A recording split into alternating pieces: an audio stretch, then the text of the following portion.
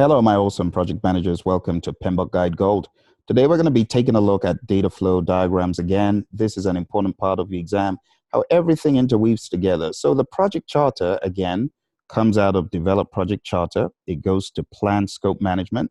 The project management plan comes out of develop project management plan, and it goes to plan scope management. Think about that for a second. Did it occur to you that many processes in the PMBOK Guide are exactly like this? They've got the project charter going in. They've got the project management plan going in. Those that are like this specifically are the ones in planning, Plan X management. Anytime you got plan scope management, plan schedule management, plan cost management, plan quality management, plan anything management, this is typically the lay of the land. You see the project charter going in, you see the project management plan going in as well. Knowing this saves you a ton of time on your exam. Now, something else to think about is the recycling. I call it the recycling of outputs. Plan scope management gives you a requirements management plan, but did it occur to you that that requirements management plan is implicitly an input to the next process? It comes out of plan scope management, goes into collect requirements. How about from collect requirements, you get requirements documentation and the requirements traceability matrix. But when you boil it down, you see this coming out of process 2 of scope, going into process 3 of scope. If you don't look under the hood, you don't see this stuff. But this is very important for you to understand what I call the recyclable properties of the outputs. You get it out of one place, it goes into another. Then you get something out of that next process, and it goes into another. How about how the project scope statement comes out of define scope, and that goes into create WBS? These are relationships that you want to be thinking about. On the surface, you don't really see this because this is just dumped into the project documents bucket. The same with this, dumped into project documents. But it's not enough to say project documents. You got to boil it down to what exactly is in the so-called project documents and why it is relevant to the next process and the next process and so on and so forth.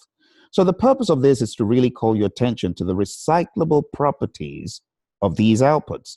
Outputs become inputs, but not just that. Very dramatically, as you can see here, the output of plan scope management is an input to collect requirements. The output of collect requirements is an input to define scope. The output of define scope is an input to create WBS. And this is very important as you study to take note of. So think about that. It is quite a remarkable relationship. Create WBS gives you the scope baseline. The scope baseline, you got it right, believe it or not. Yes, the scope baseline, I know it becomes part of the project management plan, but you got to boil it down beyond the project management plan to get a holistic view of the PMBOK guide. So the scope baseline comes out of create WBS and it goes to validate scope.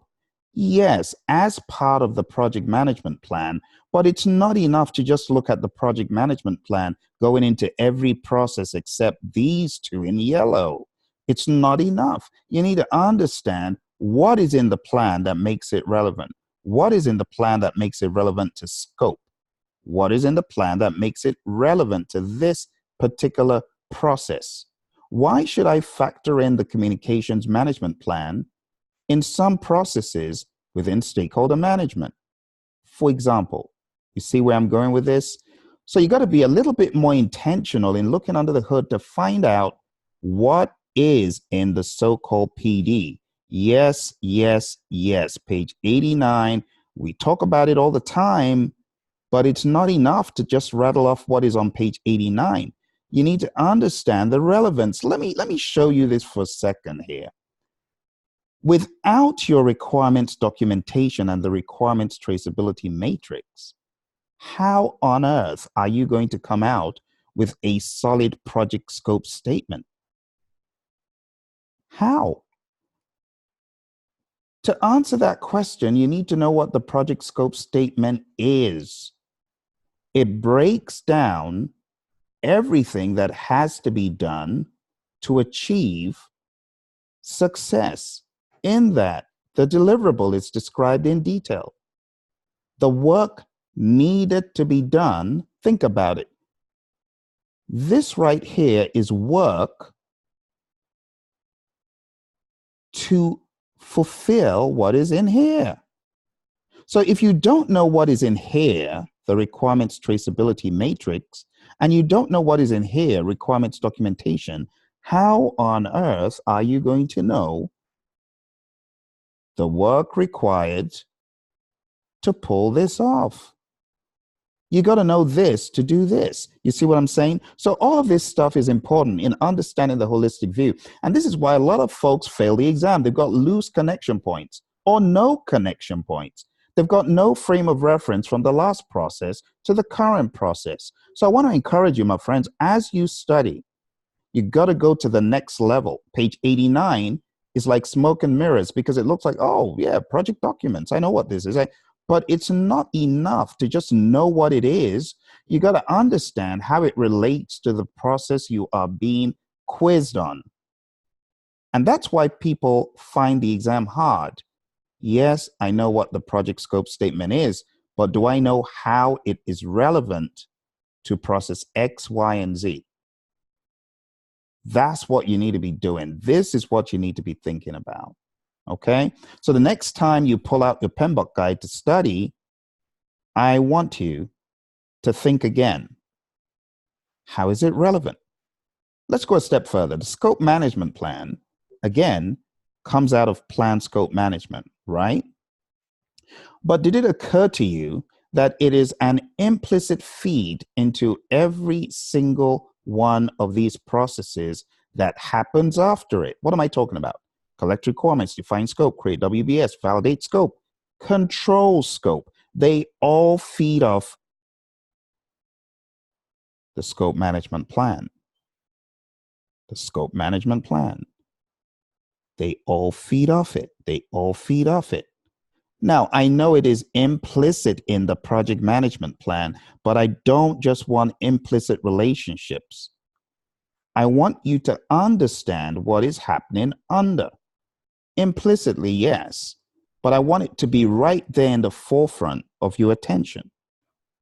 Because there are many like this in every chapter, the unspoken project documents. Let's talk about another important relationship. WPD goes into those controlling processes. The scope baseline comes out of create WBS and it goes to define activities. Again, another one of those things happening under the hood that no one really looks at, except they've got an instructor like me telling them, hey, it's not enough to say the project management plan goes into define activities. Yes, but that's not enough. You need to know why. This is the why, because without your scope baseline, you cannot effectively define activities. That's the logic. You get your WBS, which is in here. Your work packages are part of the WBS. That is what gets decomposed. Now, I know to some of you veterans, it's like, yeah, big deal, Phil. A lot of folks don't know this. And that's why I'm talking about this today, because I want you to begin to pay close attention to it.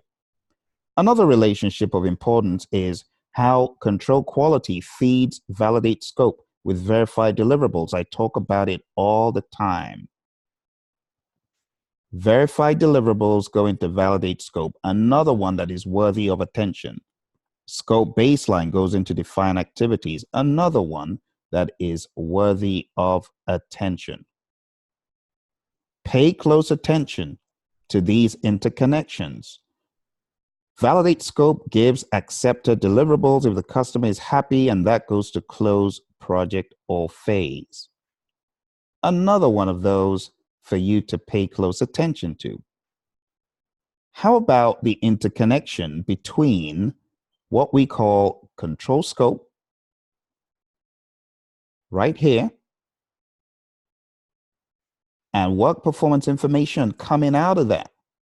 WPI coming out of control scope, going where? Where? Hey, finish it for me. If you are a student, finish that statement for me.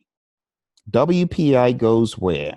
By now, if your exam is coming up in the next week or two, you should know the answer to that.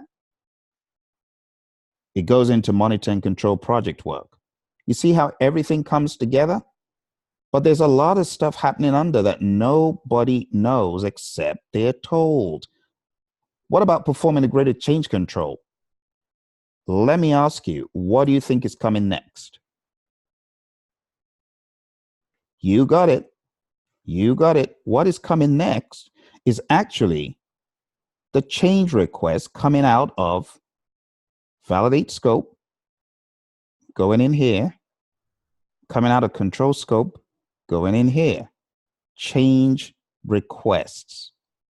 They go into perform integrated change control. These are things I just wanted to call your attention to. I wanted you to chew on it for a minute, think about it, and study these subliminals, these recyclables. And if you do this, if you go into this level of thought for your entire prep, the payoff is going to be absolutely mind-blowing, amazing. Now, if you have enjoyed these data flows, I have a data flow like this for every single knowledge area. And guess what? The book, you can get it right this moment. I'm going to drop a link below. And if this sounds like something that you feel will accelerate your studying, you need to grab that book, because it will show you all the data flows that look at the subliminals, the recyclables, the forgotten pieces from PMBOK guides gone by. That's right. This stuff used to be called out once upon a time, but people forget it. But guess what? The exam doesn't. And that's why I want you to do that. Grab that book, hit it hard, beef up, amp up, become a prof of this stuff, mow that exam down.